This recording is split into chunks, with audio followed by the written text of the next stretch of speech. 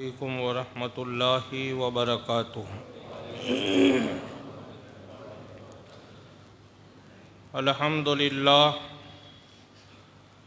अल्हम्दुलिल्लाहि नहमदुहु व नस्तईनुहु व नस्तगफिरुहु व नुमिनु बिही व नतवक्कलु अलैहि व नऊज़ु बिल्लाहि मिन शुरूरि अनफुसिना व मिन सय्यिआति अमालिना मन यहदिहिल्लाहु फला मुदिल्ल लहु व मन युद्लिलहु फला हादिय लहु व नशहदु अल्ला इलाहा इल्लल्लाहु वहदहु ला शरीक लहु व नशहदु अन्ना सय्यदना हबीबना आलाना मौलाना अशरफना मुहम्मदन अब्दुहु व रसूलुहु। अम्मा बाद फ़ऊज़ु बिल्लाहि मिनश शैतानिर रजीम बिस्मिल्लाहिर रहमानिर रहीम व रफ़अना लक ज़िक्रक। सदक़ल्लाहु मौलाना अज़ीम व सदक़ रसूलुहुन नबियुल करीम व नहनु अला ज़ालिका लमिनश शाहिदीन व शाकिरीन वल्हम्दुलिल्लाहि रब्बिल आलमीन। बावकार मुअज़्ज़ज़ व मोहतरम सामीन किराम, जिस आयत करीमा को तिलावत करने का शर्फ़ हासिल किया है, गुफ्तगू उससे पहले बारगाह रिसालत माफ़ सल्लल्लाहु ताला अलैहि वसल्लम में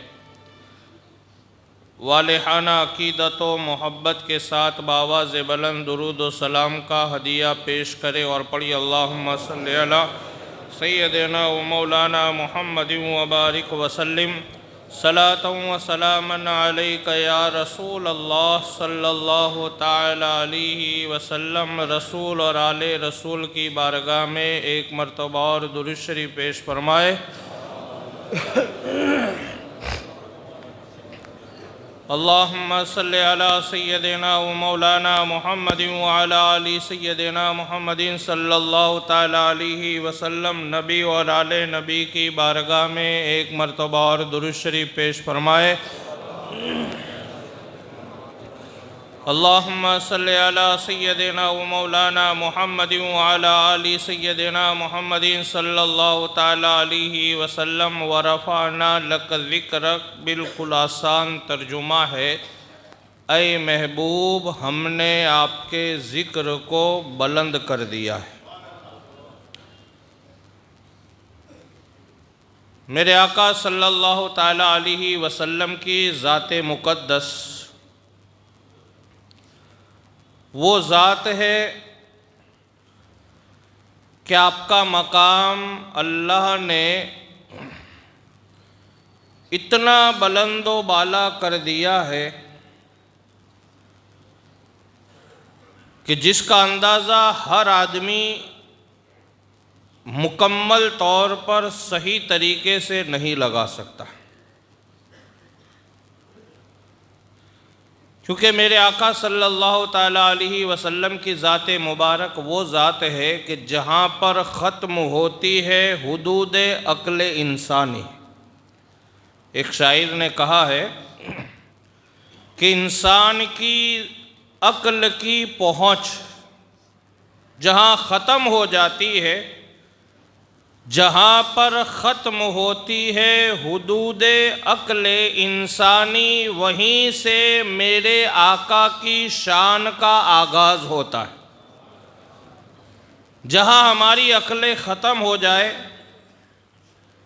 जहाँ हमारा सोचना बंद हो जाए, उसके बाद मेरे आका की शान शुरू होती है। और मेरे आका की शान आप देखें, अल्लाह ताला ने आपको ऐसे ऐसे कमालात अता फरमाए हैं, ऐसे ऐसे इख्तियारात अता फरमाए हैं कि जिसको सुनने के बाद हम अंदाज़ा लगा सकते हैं कि मेरे आका की शान कितनी बुलंदो बाला है। मशहूर व मारूफ रिवायत हज़रत मौलाए कायनात मौला अली मुश्किल कुशा के लिए मेरे आका ने डूबा हुआ सूरज वापस पलटाया, जिसको आला हज़रत इमाम अहमद रज़ा ख़ान फ़ाज़िल बरेलवी अलैहि रहमत व रिदवान फरमाते हैं, सूरज उल्टे पाँव पलटे चांद इशारे से हो चाक। सूरज उल्टे पाँव पलटे चांद इशारे से हो चाक, अंधे नजदी देख ले कुदरत रसूलुल्लाह के। मेरे आका की शान देखे आप कि जिस नबी को अल्लाह ने इतना इख्तियार, इतना बड़ा कमाल, इतना बड़ा एजाज़ बख्शा है कि वो अगर उंगली का इशारा कर देते हैं तो डूबा हुआ सूरज भी पलट आता है। मशहूर व मारूफ रिवायत है कि मौलाए कायनात मौला अली मुश्किल कुशा की नमाज कज़ा हुई, अल्लाह के नबी की बारगाह में रो रहे। मेरे आका ने फरमाया, अली फ़िक्र न करो। मेरे आका ने उंगली का इशारा फरमाया, डूबा हुआ सूरज पलट आता है। अब यहाँ पर मैं आपको एक ख़ास बात जो बताना चाहता हूँ, ये तो हमारा और आपका ईमान है कि मेरे आका का ये इख्तियार है कि आका ने डूबे हुए सूरज को पलटाया, और हमारा ये अकीदा भी है कि मेरे आका ने ऐसा किया है, और बहुत सारे दलाइल है इस पर। लेकिन हम गुलामों को किसी दलील की ज़रूरत नहीं है। बहरहाल असल जो बात मैं आपको इस रिवायत में आपको बताना चाहता हूँ वो ये है कि कुछ मुहद्दिसीन किराम फरमाते कि जब सूरज को निकलने का वक्त होता है, इसको आप ध्यान से सुनें, जब भी सुबह में सूरज के निकलने का वक्त होता है तो उस सूरज को 70,000 फरिश्ते खींच करके लाते हैं। कितने फरिश्ते? 70,000 फरिश्ते तुलू के वक्त उसे खींच करके लाते हैं। फिर सूरज तुलू होता है और जब डूबने का वक्त होता है तो 70,000 फरिश्ते खींच करके ले जाते हैं। समझ में आई बात?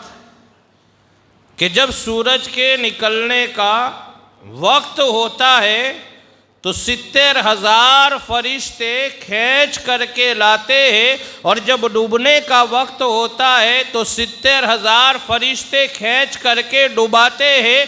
पता ये चला कि जब मौलाए कायनात ने ये अर्ज़ किया, या रसूल अल्लाह नमाज कज़ा हुई है, सूरज डूब रहा था, इधर नबी ने उंगली का इशारा फरमाया, तो हमें और आपको ये बात समझ में आती है कि 70,000 फरिश्ते की ताकत एक तरफ और नबी की उंगली का इशारा एक तरफ। उधर 70,000 फरिश्ते सूरज को खींच रहे, इधर नबी ने इशारा किया, डूबा हुआ सूरज पलट आता है। ये मेरे आका की शान है। आप देखें कि जिस नबी और जिस पैगंबर के उंगली के इशारे में अल्लाह ने इतना कमाल रखा है, उस नबी के जिस्मे अनवर में अल्लाह ने क्या क्या न रखा होगा, आप अंदाज़ा लगाए।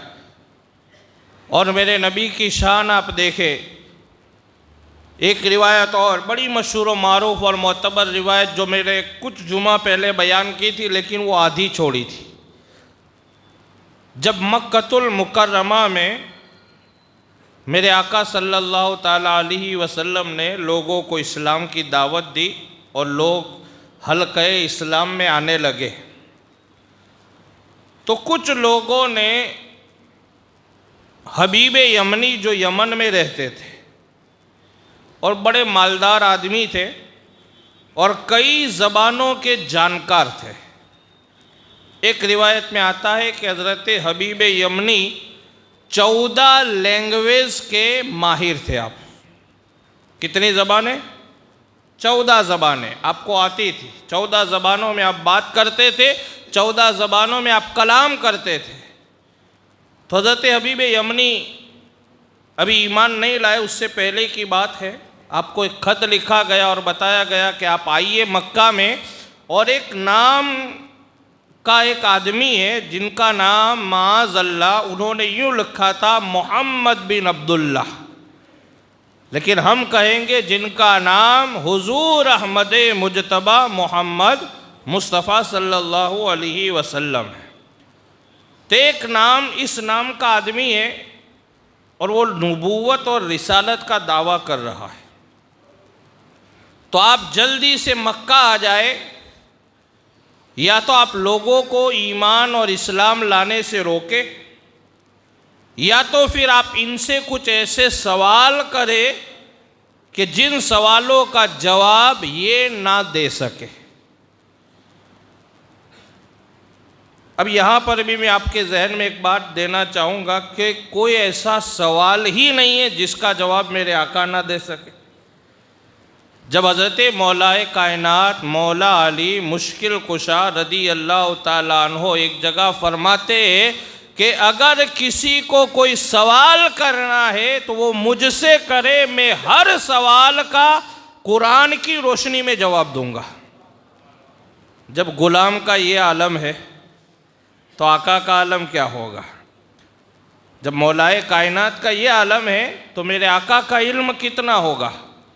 तो ये कहा कि आप मक्का आए और कुछ सवाल इनसे ऐसे करें कि वो जवाब ना दे सके और लोगों के सामने शर्मिंदा हो जाएंगे, तो लोग उनको एक्सेप्ट नहीं करेंगे, लोग उनको मानना छोड़ देंगे। हबीब यमनी फ़ौरन आए मक्का में, और आने के बाद हुजूर की बारगाह में गए और जाने के बाद कहा कि क्या आपका नाम मोहम्मद है। मेरे आका ने फरमाया कि हाँ, अना मोहम्मद बिन अब्दुल्ला, मेरा नाम मोहम्मद इब्ने अब्दुल्ला है। तो कहा आप नबूवत और रिसालत का दावा करते, कहा हाँ, मैं अल्लाह का नबी भी हूँ, अल्लाह का रसूल भी हूँ, और मुझ पर एक ऐसी किताब नाजिल होने वाली है जिसमें ख़ुद अल्लाह ने इरशाद फरमाया ज़ालिकल किताबु ला रैब फ़ीह, ये वो किताब है जिसमें कोई शक और शुबा नहीं है। तो कहा कि मैं आपसे कुछ सवाल करना चाहता हूँ। हबीब यमनी ने कहा, मेरे आका ने फरमाया बताओ, जो सवाल करना चाहो करो। तो हबीब यमनी ने कहा कि मैं 2 सवाल आपसे करूँगा, अगर आप उन दोनों सवालों का जवाब तसल्ली बख्श दे देते हैं तो मैं भी आप पर ईमान ले आऊँगा। मेरे आका ने फरमाया बताओ क्या सवाल है। हबीब यमनी ने कहा सबसे पहला मेरा सवाल ये है कि अगर आप नबी हैं तो चांद के 2 टुकड़े कर दीजिए। सबसे पहला सवाल कि अगर आप नबी हैं तो आप चांद के 2 टुकड़े कर दीजिए, क्योंकि रिवायतों में आता है अगर कोई जादूगर है, कोई साहिरबाज है, तो हमेशा जादूगर का जादू ज़मीनी सतह पर चलता है, लेकिन आसमानी सतह पर कभी जादूगर का जादू नहीं चलता। ये रिवायतों में आया है। अगर कोई जादूगर है तो वो अपना जादू ज़मीन पे चलाएगा और चलेगा, लेकिन आसमान पर अगर कोई चलाएगा कि सितारे को नीचे ले आए, चांद को नीचे ले आए, सूरज को ये कर दे, कभी नहीं हो सकता है। हबीब यमनी जानकार थे, कई ज़बानों के माहिर थे, और उनके ख़ानदान में वो ज़्यादा इल्म वाले थे। हबीब यमनी ने कहा अगर आप नबी है, अगर आप रसूल है तो चांद के 2 टुकड़े कर दीजिए, इसलिए कि जादूगर कभी चांद के 2 टुकड़े नहीं कर सकता है, लेकिन मैंने पढ़ा है जो नबी और रसूल होगा वो चांद के 2 टुकड़े कर सकता है। और एक रिवायत में आया भी है, मेरे नबी के आने से पहले जो नबी की पेशन गोइया की गई है, नबी की खुसूसियात बताई गई है, उनमें से एक खासियत ये है कि जो चांद के 2 टुकड़े करेगा वो आखिरी नबी बन कर के आएगा, और जो दोनों किबलों का इमाम बनेगा वो भी आखिरी नबी बन कर के आएगा। ये मेरे नबी की शान है। और बेशक मेरे आका ने दोनों किबलों में इमामत भी फरमाई। बैतुल मुक़द्दस की तरफ भी आपने इमामत फरमाई और मस्जिद हराम की तरफ भी आपने इमामत फरमाई। इसलिए मेरे आका का एक लक़ब है इमामुल किबलतैन, दोनों किबलों के इमाम। और ये नबी के आने से पहले तौरेत, इंजील, ज़बूर और दीगर सहीफ़ों में और जिन जिन लोगों ने मेरे आका की आमद की पेशन गोइया की थी, उन्होंने बताया था आखिरी जो नबी होंगे वो दोनों किबलों के इमाम भी होंगे और वही नबी चांद के 2 टुकड़े भी करेंगे। अच्छा, एक जगह बड़ी मशहूर व मारूफ रिवायत है और बिल्कुल मोतबर रिवायत में ये भी आता है कि पंजाब के एक इलाके में राजा भोज रहा करता था और उसके ख़ास वज़ीर थे जिनका नाम हज़रत बाबा रतन है। उस राजा भोज ने भी एक किताब में पढ़ा था कि जब भी कोई आखिरी नबी दुनिया में आ जाएगा तो वो नबी की पहचान ये होगी कि वो चांद के 2 टुकड़े करेगा। अब जब ये सरकार अलैहिस्सलाम ने चांद के 2 टुकड़े फरमाए तो राजा भोज उस वक्त अपनी छत पे टहल रहे थे। उन्होंने अपनी आंखों से देखा चांद के 2 टुकड़े होते हुए, और भी बहुत सारे सहाबाए किराम ने बयान दिया कि हमने भी देखा चांद के 2 टुकड़े हुए, थोड़ी देर अलग रहे, फिर वापस मिल जाते। ये नबी की शान। हज़रत हबीब यमनी कहते हैं कि अल्लाह के नबी, अगर आप नबी है तो आप चांद के 2 टुकड़े फरमाइए। मेरे आका ने हबीब यमनी की बात सुनने के बाद जैसे ही अपनी निगाहों को आसमान की तरफ उठाया, चमकते हुए चांद पर मेरे आका की निगाह पड़ती है। चांद अर्ज करता है, या रसूल अल्लाह, एक ज़माना वो था कि जब आप हज़रत दाई हलीमा के घर में थे और आपका बचपना चल रहा था, आप झूले में झूल रहे थे, कभी आप दाएं जाते थे, कभी आप बाएं जाते थे। उस वक्त झूले में जब आपने अपनी उंगली को उठाया था तो या रसूल अल्लाह, बचपन के ज़माने में मैं आपके इशारे पर कभी दाएं चला जाता था, कभी बाएं चला जाता था। या रसूल अल्लाह, या हबीब अल्लाह, अब तो आपने ऐलाने नबूवत भी फरमा दिया है, अब तो आप 40 साल जिंदगी पा चुके हैं। या रसूल अल्लाह, इशारा नहीं, बस एक नजर डाल दीजिए, मैं अपने जिगर के 2 टुकड़े करके रख दूंगा। ये चांद ने सदा दी। मेरे आका सल्लल्लाहु ताला अलैहि वसल्लम ने जैसे ही चांद की तरफ देखा, चांद के 2 टुकड़े हो जाते हैं। थोड़ी देर के बाद चांद वापस मिल जाता है। आका फरमाते, हबीब बताओ दूसरा सवाल क्या है। ये आका की शान आप देखें, मेरे आका का एजाज आप देखें कि अल्लाह ताला ने हमें और आपको कितने अजीमुल मर्तबत नबी की उम्मत में पैदा फरमाया। आप ये देखें, वो नबी के जिनकी उम्मत बनने के लिए बहुत सारे नबियों ने भी तमन्नाओं का इजहार किया है। मेरे आका की उम्मत में आने के लिए बहुत सारे नबियों ने तमन्नाएं जाहिर की थी, ए परवरदिगार, काश हमें तू अपने महबूब की उम्मत में पैदा फरमाता। हज़रत हबीब यमनी से आका फरमाते कि बताओ हबीब दूसरा सवाल क्या है। बड़े होशियार थे हबीब यमनी, होशियार हो सकते लेकिन मेरे आका से ज़्यादा इल्म वाले नहीं हो सकते, क्योंकि आका है, मेरे आका है जिनको अल्लाह ताला ने बेपनाह इल्म अता फरमाए, जिनकी शान अल्लाह ने बयान फरमाई, वअल्लमका मा लम तकुन तालम वकाना फदलुल्लाहि अलैका अज़ीमा। महबूब, हमने आपको सब कुछ सिखा दिया है और आप पर तो आपके रब का बहुत बड़ा फजल है। ये कुरान में अल्लाह ने फरमाया। ये मेरे आका की शान है। मेरे आका ने फरमाया, हबीब बताओ दूसरी बात क्या है। बहुत चालाक होशियार थे, तो कहते या रसूल अल्लाह, अब आप ही बता दे दूसरा सवाल मेरे दिल में कौन सा है। अब यूँ देखने जाओ, मेरे आका की ज़ात के एतबार से सवाल बहुत छोटा है, मेरे आका की शान के एतबार से तो सवाल बहुत छोटा है, क्योंकि मेरे आका तो बहुत दूर की बात है। जब हज़रत उमर फ़ारूक आज़म का खिलाफता दौर चल रहा था और आप मस्जिद नबी में मिंबर पर बैठे थे और हज़रत सारिया रज़ी अल्लाह ताला अन्हा को एक लश्कर लेकर के भेजा था, और जब आप एक तरफ खड़े थे और दुश्मन पीछे से हमला करने वाले थे, इधर मस्जिद नबी में हज़रत उमर है और उधर हज़रत सारिया लश्कर को लेकर के मैदान में है, इधर बैठे बैठे उमर फ़ारूक फारूक आजम पूरे लश्कर को देख रहे और फरमाते या सारिया अल जबल, ऐ सारिया पहाड़ की कोह में आ जाओ, दुश्मन पीछे से हमला कर रहे हैं। जब गुलाम का ये आलम है तो मुस्तफ़ा का आलम क्या होगा। जब उनके गदा भर देते हैं शाहाने ज़माना की जोली, मोहताज का जब ये आलम है तो मुख्तार का आलम क्या होगा। ये मेरे आका की शान है। जब गुलामों का ये आलम है तो मुस्तफ़ा जाने रहमत का आलम क्या होगा। वरफ़अना लक ज़िक्रक, ऐ हबीब हमने आपके ज़िक्र को बुलंद कर दिया है। अभी बेअमनी कहते या रसूल अल्लाह, अब आप बताए कि मेरे दिल में जो दूसरा सवाल है वो कौन सा है।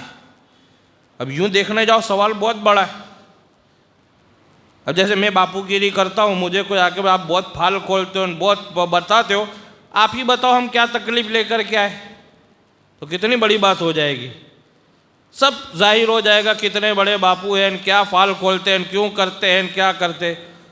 लेकिन मेरे आका की बनिस्बत सवाल कुछ भी नहीं है, क्योंकि मेरे आका की शान तो वो शान है कि और कोई गैब क्या तुमसे निहा हो भला, जब न खुदा ही छुपा तुम पे करोड़ों दरूद। जब अल्लाह ने अपनी ज़ात को आपसे नहीं छुपाया है तो कौन सा इल्म आपसे छुपा होगा। हर चीज़ का इल्म अल्लाह ने मेरे आका को अता फरमाया। बारिश कब बरसेगी ये मेरे आका जानते हैं, माँ के पेट में क्या है ये मेरे आका जानते हैं, बेटा या बेटी है ये मेरे आका जानते हैं, और किसका नुतफ़ा है ये भी मेरे आका जानते हैं।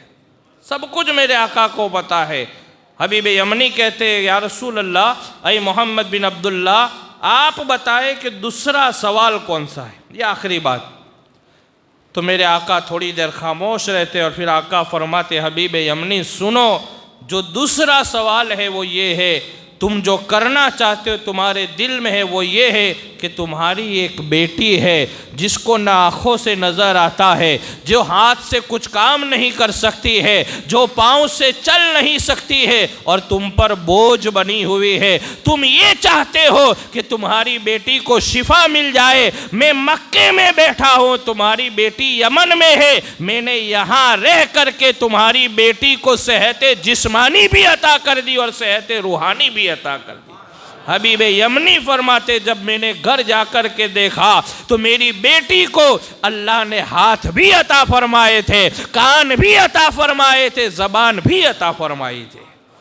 ये मेरे आका की शान है। वरफ़अना लक ज़िक्रक, ऐ हबीब हमने आपके ज़िक्र को बुलंद कर दिया। अल्लाह से दुआ है कि अल्लाह रब्बुल इज़्ज़त मुझे और आप तमामी हज़रात को इश्क़ रसूल के जज्बात अता फ़रमाए। ग़ुलामी रसूल में अल्लाह ताला हम सब को ज़िंदगी गुजारने की और ग़ुलामी रसूल में अल्लाह ताला हम सब को मौत अता फ़रमाए।